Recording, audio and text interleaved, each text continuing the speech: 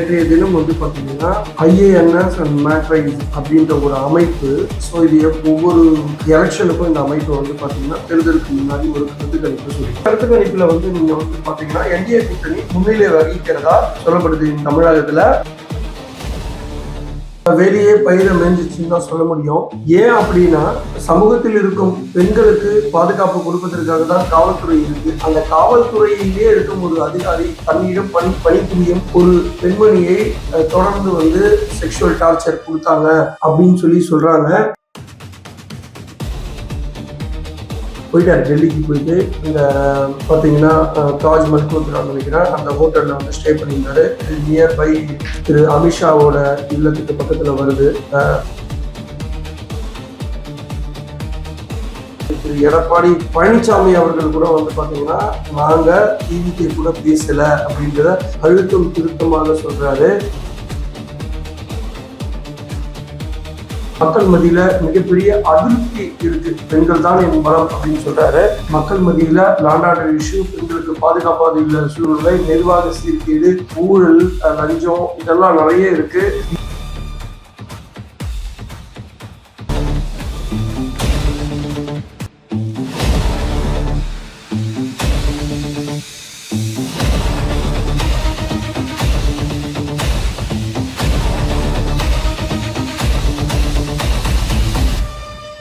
HKS voice media நேயர்களுக்கு வணக்கம். கேள்விக்கு என்ன பதில் நிகழ்ச்சிக்கு உங்களை அன்புடன் வரவேற்கிறோம். நமது சமூகத்தில் தினந்தோறும் நடக்கும் நிகழ்வுகள், அரசியல் மாற்றங்கள் மற்றும் நீதி கேட்டு நிற்கும் அநீதிகள் என ஒவ்வொன்றையும் அலசுவதுதான் இந்த நிகழ்ச்சியின் நோக்கம். இன்று நம்முடன் விவாதிக்க பல கோணங்களில் சமூகத்தை உற்று நோக்கும் நமது ஆசிரியர் ஹரிகிருஷ்ணன் அவர்கள் இணைந்திருக்கிறார். வாங்க நம்ம வீடியோக்குள்ள போலாம். அதுக்கு முன்னாடி மக்களாகிய நீங்க ஃபர்ஸ்ட் டைம் பாக்குறீங்கன்னா நம்ம சேனலை சப்ஸ்கிரைப் பண்ணிக்கோங்க. கூடவே அந்த பெல் ஐகானையும் கிளிக் பண்ணிக்கோங்க. வணக்கம் சார். வணக்கமா சார்.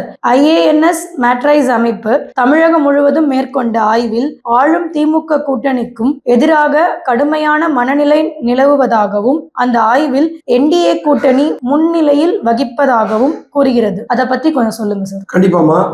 நேற்றைய தினம் பாத்தீங்கன்னா IANS அண்ட் மேட்ரைஸ் அப்படின்ற ஒரு அமைப்பு.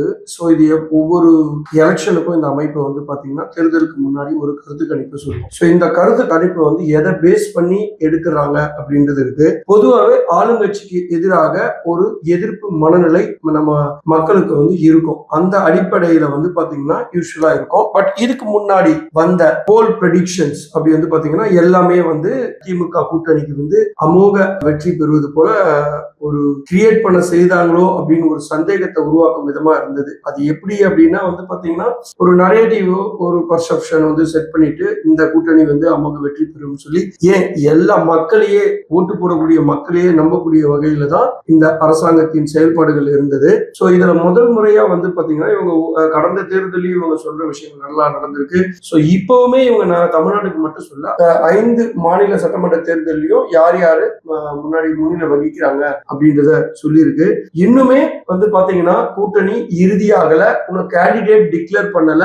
அதுக்கு முன்னாடி எடுக்கப்பட்ட இந்த கருத்து கணிப்பு கிட்டத்தட்ட 50,000 இருந்து 1,00,000 பேரோட கிட்ட ஆய்வு நடத்தினதா சொல்லப்படுது. சில வகையை பயன்படுத்தி அவங்க ஆய்வு மேற்கொண்டதா சொல்லப்படுது. சோ என்னென்ன அப்படின்னு பாத்தீங்கன்னா அவங்க வயசு, ஜாதி, பாலினம் இதெல்லாம் 3த்தையும் வச்சுட்டு சோ அந்த வயசு எப்படின்னா 25 இருந்து 35 வயசு வரைக்கும் எடுத்ததா சொல்லப்படுது. சோ அப்படி எடுத்த கருத்து கணிப்புல நீங்க பாத்தீங்கன்னா NDA கூட்டணி முன்னிலை வகிக்கிறதா சொல்லப்படுது தமிழகத்துல.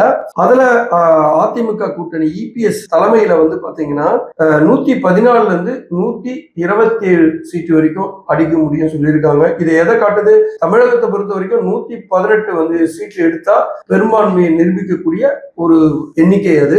சோ அதை இவங்க ரீச் பண்றதா சொல்றாங்க. அடுத்ததா திமுக கூட்டணி பாத்தீங்கன்னா 104 இருந்து 114 அப்படின்னு சொல்றாங்க. மூன்றாவதா தமிழக வெற்றி கழகம் பாத்தீங்கன்னா 6ல இருந்து 12 சீட்டு வெற்றி பெறுவார்கள் என்று கூறப்படுகிறது. இதர கட்சிகள் என்று சொல்ற நாம் தமிழர் கட்சி சொல்றாங்க அது 2ல இருந்து 5 சீட்டை வின் பண்றதுக்கு வாய்ப்பு இருக்கு அப்படின்னு சொல்லப்படுது.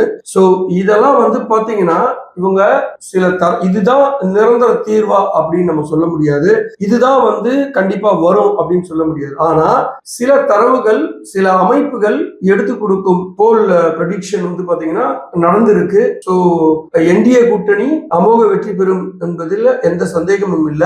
சரி, இதுக்கு என்ன காரணம்? ஏன் இந்த ப்ரெடிக்ஷன் டிஎம்கே அலைன்ஸை விட இந்த அலைன்ஸ் ஏன் லீடிங்ல இருக்கு அப்படின்னு சொல்லி சில காரணங்கள் சொல்லப்படுகிறது. அதையும் நான் இப்ப சொல்றேன். சோ என்ன காரணங்கள் அப்படின்னா, தமிழகத்துல வந்து சட்டம் ஒழுங்கு வந்து ரொம்ப பாதிச்சிருக்கு. சரி, சட்டம் ஒழுங்கு பாதிச்சிருக்கிறதுனால என்ன பாதிப்புகள் வருது அப்படின்னா, நாட்டுல வந்து பாத்தீங்கன்னா எங்க பார்த்தாலும் கஞ்சா, சாராயம், தட் மீன்ஸ் ஆல்கஹால், எல்லா இடத்துலயும் வந்து ஒயின் ஷாப் திறந்து வச்சிடறாங்க. இதுல வந்து வேலைக்கே போறது இல்ல. சோ பெரும்பாலான ஆண்கள் வந்து வேலைக்கு போகாம குடிச்சிட்டு அங்கேயே இருக்கிறாங்க. இதனால வந்து குடும்பத்தை ரன் பண்றதுக்கு பெண்களுக்கு மிகுந்த சிரமத்தை உண்டாக்குது அப்படின்ற அடிப்படையில், அதாவது இது வந்து பாத்தீங்கன்னா கிராம பகுதியில நிறைய இருக்கு இந்த மாதிரி விஷயங்கள். சோ வேலைக்கே போக முடியாம சில ஆண்கள் குடித்து விட்டு வீட்டுல இருக்கிறது, வீட்டுல இருக்கிற திங்ஸ் எடுத்துட்டு போய் வித்துறது, வீட்டுல இருந்து அடிச்சு பணம் வாங்குறது பெண்கள் கிட்ட. சோ இந்த மாதிரி விஷயங்கள்லாம் வந்து பெண்கள் கிட்ட வந்து பெருத்த அதிருப்தியை ஏற்படுத்தி இருக்கு. அதன் பிறகு வந்து பாத்தீங்கன்னா பெண்களுக்கும் பாதுகாப்பு இல்லை. சிறுமி முதல் வயதானவர்கள் வரை பாதுகாப்பு இல்லை. ஒவ்வொரு நாளும் பாத்தீங்கன்னா ஒவ்வொரு இன்சிடென்ட் நடந்துகிட்டே இருக்கு.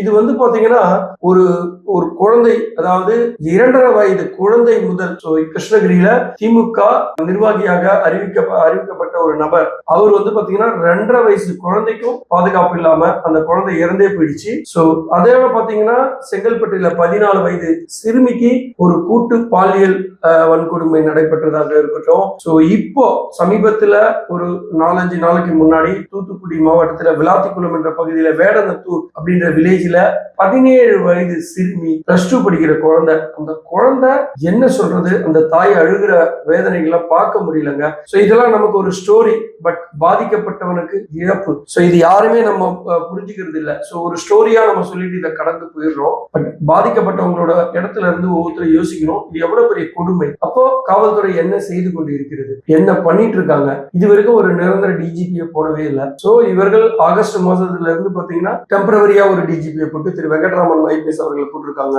சோ இதுல வந்து பாத்தீங்கன்னா அவருக்கு லாண்ட் ஆர்டர் சம்பந்தப்பட்ட விஷயங்கள் அவரிடம் டிஸ்கஸ் பண்றதே இல்லைன்னு சொல்றாங்க. சோ இப்படி இருக்கு. இந்த மாதிரி இருக்கும்போது எப்படி சட்டம் ஒழுங்கு பேணி காக்கப்படும்? இது வந்து மிகப்பெரிய தலைவலியா என்று ஆளும் அரசாங்கத்துக்கு உண்டு பண்ணியிருக்கு. இவங்க என்ன நினைக்கிறாங்க அப்படின்னா, பெண்களுக்கு உரிமை தொகை என்ற பேர்ல நம்ம பணம் கொடுக்கிறோம், இலவச பேருந்து கொடுக்கிறோம், அப்புறமா வந்து பாத்தீங்கன்னா காலேஜ் படிக்கிற பசங்களுக்கு வந்து பாத்தீங்கன்னா உரிமை தொகை என்ற இடத்துல அவங்களுக்கு பணத்தை கொடுத்துறோம். இத மாதிரி எல்லாம் பண்ணிட்டா பெண்கள் ஓட்டு தனக்கு விழுந்துரும் அப்படின்ற ஒரு அகங்காரம், மமதையில தான் வந்து இன்றைய ஆளும் அரசாங்கம் இருக்கு. சோ இதெல்லாம் தான் இவங்களுக்கு பின்னு விளைவா ஏற்படுத்த போகிறது. எப்படின்னா, பெண்களுக்கு பாதுகாப்பு இல்லை அப்படின்ற ஒரு விஷயம் மிகப்பெரிய ஒரு என்ன சொல்றது, இந்த ஆட்சியோட அழிவு பாதையில் போவதற்கு இது ஒரு மிகப்பெரிய காரணமாக இருக்க போகிறது. குறிப்பா சொன்னீங்கன்னா, கிருஷ்ணகிரியில 70 வயது தாத்தாவை ஒரு கயவன் தலையில கல்ல போட்டுட்டு அந்த பாட்டி, அவருடைய மனைவியை 60 வயது மதிக்கத்தக்க ஒரு பாட்டிய வன்புணர்வு செய்துவிட்டு ஓடி போயிடும் அக்கம் பக்கத்துல இருந்து வர்றதுக்கு. சோ இந்த நிலைமை, இது எல்லாமே காரணமாக தான் சொல்லப்படுகிறது. இன்னும் போக போக நாட்கள் நெருங்க, அதாவது தேர்தல் நாள் நெருங்க நிச்சயமா சொல்றேன், ஆன்டி இன்கம்பன்சி ஆளும் அரசாங்கத்திற்கு எதிராக இருக்கும். இந்த சதவீதம், இந்த வெற்றி பெறும் எண்ணிக்கை, அதாவது என்டிஏ கூட்டணியோட வெற்றி பெறும் எண்ணிக்கை கூட தான் செய்ய போகிறதே தவிர குறைய போவதில்லை என்பது என்னுடைய கணிப்பு. சார், அதோட வெளிப்படையாக தான் வேலியே பயிரை மேய்ந்தது. கோயம்புத்தூர் பகுதியில் உள்ள தமிழ்நாடு சிறப்பு காவல் படை கமாண்டன்ட் திரு செந்தில்குமார் அவர்கள் தன் கீழ் பணிபுரியும் பெண் காவலரை, சுமார் 45 வயது பெண்மணியை அவர் அலுவலக அறையில் செக்ஷுவல் டார்ச்சர் செய்ததாக புகார் ஏற்பட்டதன் அடிப்படையில் அவர் கைது செய்யப்பட்டுள்ளார். இதை பத்தி உங்க கருத்து என்ன சார்? கண்டிப்பா வேலையே பயிரை மேய்ஞ்சிச்சுன்னு தான் சொல்ல முடியும். ஏன் அப்படின்னா, சமூகத்தில் இருக்கும் பெண்களுக்கு பாதுகாப்பு கொடுப்பதற்காக தான் காவல்துறை இருக்கு. அந்த காவல்துறையிலே இருக்கும் ஒரு அதிகாரி தன்னிடம் பணிபுரியும் ஒரு பெண்மணியை தொடர்ந்து வந்து செக்ஷுவல் டார்ச்சர் கொடுத்தாங்க அப்படின்னு சொல்லி சொல்றாங்க. சோ அது ஒரு புகார் மட்டும் இல்லை, இவர் மீது வந்து தொடர்ந்து பல புகார்கள் வரப்பட்டதா சொல்லப்படுகிறது. குறிப்பா வந்து பாத்தீங்கன்னா டிசம்பர் 2025 2025 மற்றும் ஜனவரி 2026 2 முறையும் வந்து பாத்தீங்கன்னா அந்த பெண்மணி கிட்ட இவர் அத்துமீறல்ல நடந்திருக்கிறாங்கன்னு சொல்லி புகார் எழுவே அவர் மீது வந்து பாத்தீங்கன்னா காவல்துறையை சேர்ந்த டிஐஜி பெண் தலைமையில் டிஐஜி அவங்க தலைமையில வந்து பாத்தீங்கன்னா ஒரு விசாரணை குழு அமைக்கப்பட்டது. அந்த விசாரணை குழுவின் அடிப்படை அறிக்கையை பொறுத்து பாத்தீங்கன்னா உண்மை ப்ரூவ் ஆனதுனால உள்துறை செயலாளர் அவர்களால் பிப்ரவரி 12ஆம் தேதி அவர் வந்து சஸ்பெண்ட் செய்யப்பட்டாரு. இத அந்த பெண் பாதிக்கப்பட்ட அந்த பெண்ணுக்கு வந்து இது ஒரு ஊக்கமா இருந்திருக்கும்னு நினைக்கிறேன். ஏன் அப்படின்னா நாளை பின்ன தன் மேல இருக்க உயர் அதிகாரியே வந்து இவங்க கம்ப்ளைண்ட் பண்ணா நாளைக்கு அந்த பெண்ணோட வாழ்க்கைக்கா இருக்கட்டும் வேலைக்கா இருக்கட்டும் பிரச்சனை வரும்னு சொல்லி பயந்துட்டு இருந்திருப்பாங்கன்னு நினைக்கிறேன். இப்போ அவங்க வந்து கோயம்புத்தூர்ல உள்ள காவல் நிலையத்துல வந்து அவங்க புகார் அளித்ததின் அடிப்படையில அந்த அதிகாரி திரு செந்தில்குமார் என்ற அதிகாரி கைது செய்யப்பட்டுள்ளார். இது நிச்சயமா வந்து மிகுந்த ஒரு கேள்வியை உண்டாக்குது சமூகத்துல. ஏன்னா சமூகத்துல இருக்கும் பெண்களுக்கு காவல்துறை தான் பாதுகாப்பு கொடுக்கணும். ஆனா அந்த காவல்துறையிலேயே பெண்களுக்கு பாதுகாப்பு இல்லை அப்படின்ற ஒரு நிலைமை வரும்போது இது எங்க போய் சொல்றது அப்படின்னா இது முழுக்க முழுக்க தமிழக அரசின் நிர்வாக சீர்கேடாக தான் பார்க்கப்படுகிறது. ஏன்னா டெய்லி ஒரு பெண்களுக்கு எதிராக ஒரு பிரச்சனைகளை வந்து கொண்டே இருக்கிறது. அதை தடுப்பதற்கு எந்த விதமான வழிவகையும் செய்யாமல் கையாலாகாத திமுக அரசாங்கம் அப்படின்னு தான் நம்ம சொல்ல முடியும். இந்த செந்தில்குமார் அவர் மீது இனிஷியலாவே பிரச்சனைகள் வரும்போதே இதுக்கு முக்கியத்துவம் கொடுத்து இந்த பிரச்சனைய மேலும் வளராம தடுத்து இருக்கணும். இல்ல அப்பவே அவரை சஸ்பெண்ட் பண்ணிருக்கலாம். இது போல எத்தனை பெண்மணிகள் பாதிக்கப்பட்டாங்கன்னு தெரியல. ஒவ்வொருத்தரா தான் இனிமேல் வந்து கம்ப்ளைண்ட் புகார் கொடுக்க வருவாங்க அப்படின்னு வந்து சொல்லப்படுகிறது. பார்க்கலாம் இது போல இன்னும் எத்தனை புகார்கள் வரப்போகுது என்பது தெரியல. சார், நேற்றைய தினம் டிவிகே கட்சி தலைவர் திரு விஜய் அவர்கள் சிபிஐ விசாரணைக்காக டெல்லிக்கு போயிருந்தாரு. அங்க நிறைய விஷயங்கள் நடந்ததாக சொல்றாங்க. அதே நேரத்துல அவரிடம் பலவிதமான கேள்விகளை கேட்டு அதற்கு தகுந்தாற் போல் பதில் கூறினாரா? ஏதாவது ஆதாரங்கள் வழங்கினாரா? இதை பத்தி உங்க கருத்து என்ன சார்? ஆக்சுவலி ஏற்கனவே வந்து பாத்தீங்கன்னா திரு விஜய் அவர்கள் இந்த கரூர் கூட்ட நெரிசல்ல 41 பேர் இறந்த வழக்குல வந்து ஜனவரி மாசம் 2026 ஜனவரி 12 மற்றும் 19 இந்த 2 தேதியில வந்து சிபிஐ முன்னாடி ஆஜராயிருந்தாரு. அப்பவே அவரிடம் வந்து அறிவுறுத்தப்பட்டது மீண்டும் நீங்கள் தேவைப்பட்டால் அழைக்கப்படுவீர்கள் என்று. அதன் அடிப்படையில் நேற்றைய முன்தினம் வந்து பாத்தீங்கன்னா அவரு போயிட்டாரு, டெல்லிக்கு போயிட்டு அங்க பாத்தீங்கன்னா தாஜ் மல்கோத்ரா நினைக்கிறேன் அந்த ஹோட்டல்ல வந்து ஸ்டே பண்ணியிருந்தாரு. இது நியர்பை திரு அமித்ஷாவோட இல்லத்துக்கு பக்கத்துல வருது. அங்க ஸ்டே பண்ணியிருந்தாரு. நேற்றைய முன்தினம் இரவே வந்து பாத்தீங்கன்னா அவரோட அட்வொகேட்டு அப்புறமா வந்து வாதவ் அர்ஜுனா இவங்க கூட எல்லாம் உட்காந்து அதுல நீண்ட விவாதம் நடைபெற்றது. அதாவது எப்படி கேள்வி கேட்க போறாங்க, அந்த கேள்விக்கு எப்படி வந்து பதில் கொடுக்கலான்றது போல. அவர் அங்க போய் சிபிஐ ஆபீஸ்ல உட்காரும் போது பாத்தீங்கன்னா அவர் 11 மணிக்கு போயிட்டு தான் சொல்லப்படுது. ஆனா சிபிஐ அதிகாரிகள் 12 மணிக்கு தான் வந்திருக்காங்க. வந்த பிறகு அவர்கிட்ட ஃபார்மலா ஏற்கனவே கேட்ட அதே கேள்விதான். என்ன கேள்வி அப்படின்னு வந்து பாத்தீங்கன்னா ஏன் நீங்க தாமதமா வந்தீங்கன்னு. அதுக்கு அவர் கடந்த முறை என்ன பதில் கொடுத்தாரோ அதே பதில தான் எப்பவும் கொடுத்திருக்காரு. அப்போ அவர் என்ன சொல்றாரு அப்படின்னா நீங்க வந்து செந்தில் பாலாஜி அவர்களை வந்து குறிப்பா வந்து கம்ப்ளைண்ட் பண்றீங்க, அவர் தான் இந்த விஷயத்துக்கு காரணம் என்று சொல்லப்படுகிறது அப்படின்னு கேட்டதாக சொல்லப்படுகிறது. அதுக்கு உங்களிடம் ஏதாவது ஆதாரங்கள் இருக்கிறதா கேட்கும்போது அவரு சில ஆதாரங்களை கொடுத்ததா சொல்லப்படுகிறது. என்ன விதமான ஆதாரங்கள் கொடுத்ததா சொல்லப்படுறாருன்னா அந்த கூட்டத்துல நிறைய பேர் மயங்கி விழுந்தாங்க இல்லையா, அந்த மயங்கி விழுந்தவங்களுக்கு வந்து அவரோட செந்தில் பாலாஜியோட ஆட்கள் சேர்ந்தவர்கள் மயக்கம் மருந்து அடித்ததாக கூறப்படுகிறது. அவர்கள் மயங்கி விழுந்தார்கள். அந்த விழுந்த குடும்பத்துல சில பேர் வந்து இறந்துட்டாங்க. அந்த மிதிப்பட்டு இறந்தாங்க இல்லையா, அந்த குடும்பத்துல அவர்கிட்ட பர்சனலா வந்து பாத்தீங்கன்னா லெட்டர் அனுப்புனாங்க. விஜய்க்கு வந்து லெட்டர் அனுப்புனதை ஆதாரமா கொடுத்திருக்காரு.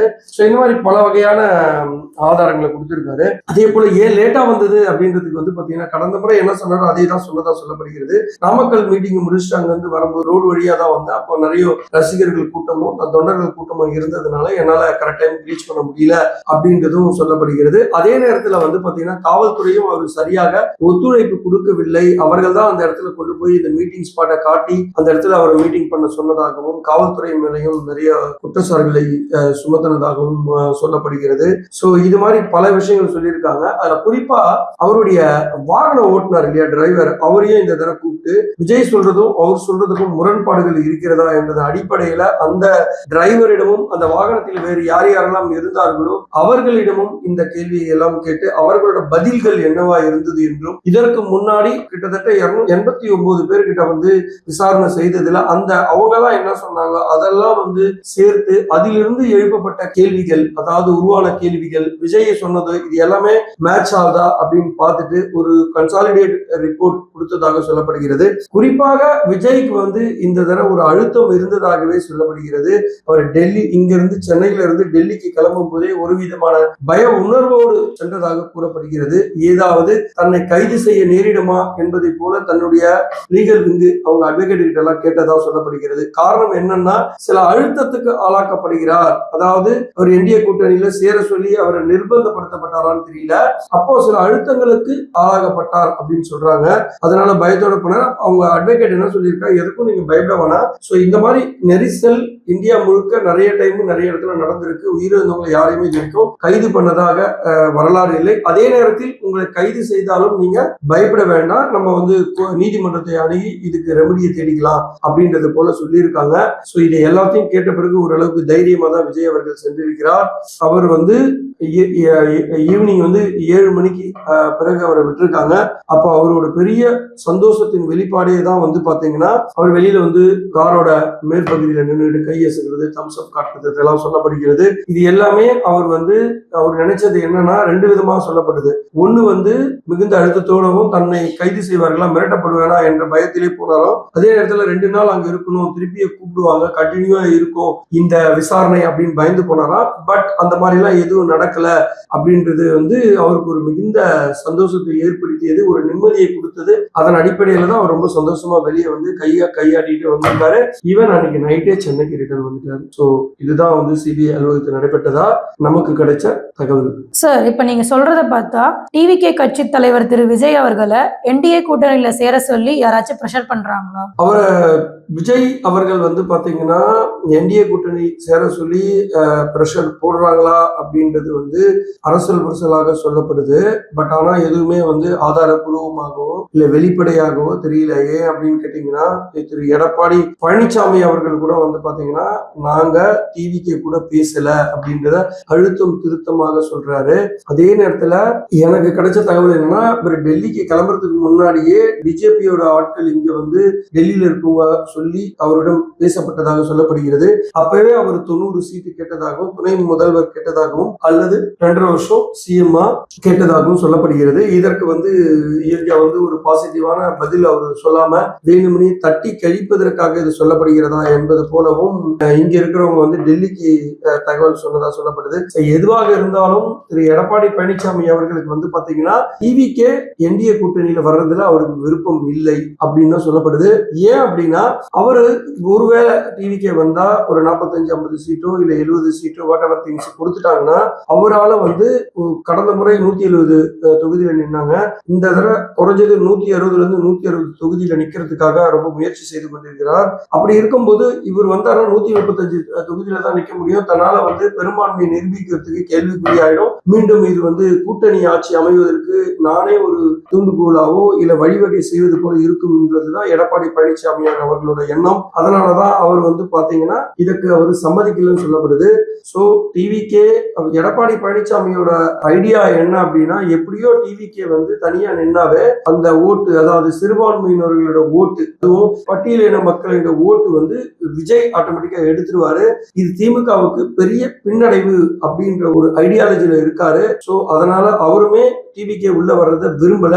சோ இருக்கிற கூட்டணியை வச்சே தன்னால ஜெயிச்சிட முடியும் அப்படின்னு வந்து எடப்பாடி அவர்கள் அதீத நம்பிக்கையோடு இருக்கிறார். பொறுத்திருந்து பார்க்க வேண்டும். சார், நேற்றைய தினம் திமுக அரசின் சார்பாக இப்தார் நோன்பு திறக்கும் நிகழ்ச்சியில் முதலமைச்சர் மு.க. ஸ்டாலின் அவர்கள் பங்கேற்றார். அப்போது சிறுபான்மையினரின் அறங்காவலர் மற்றும் பெண்களின் பாதுகாப்பு அரண் திமுக தான் என்பது போல பேசியுள்ளார். இத பத்தி உங்க கருத்து என்ன சார்? சொல்லமா, அதாவது இப்போதைக்கு அவரோட ஓட்டு பேங்க் பெண்கள் தான் அப்படின்னு நினைச்சிருந்தாரு. அது இந்த லாண்ட் ஆர்டர் இஷ்யூவால பர்டிகுலரா அது வந்து ரொம்ப பேசப்படும் ஒரு பொருளா இருக்கு.